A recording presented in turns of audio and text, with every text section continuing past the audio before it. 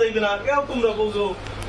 তারপর নামাজের সময় যে লড়াচড়া করা যায় না, হুজুররা যেরামের করে বা সাইডের লোকেরা যেরাম নামাজ পড়ে তুমি এরকম নামাজ পড়ো, কেউ তোমরা বুঝো। আমি বুঝতে গেছি না, সবই তোমরা বুঝো।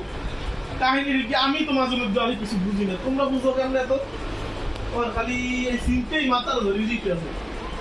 সবাই এত নিরিবিলি, সবাই এত কেমনে সম্ভব? নার্সারি জামাতের গোলাবান এরা তো একটু দুষ্টুমি করবি।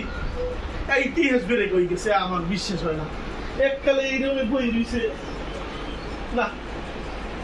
এই তো দুই একজনে একটু অভদ্র বানানোর চেষ্টা করি, দুই একজন দেখি কেউ কথা কয়, কথা কয় না, কয় একটু কয় না খা।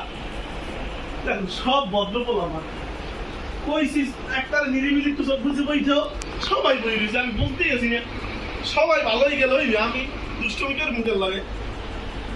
আমি কেন লাগে দুষ্টমি করবো? তোমরা একটু দুষ্টমি করো আমার সাথে, কেউ কথা বলে না। দেখছো সবাই এত ভালোই গেলে হইবে?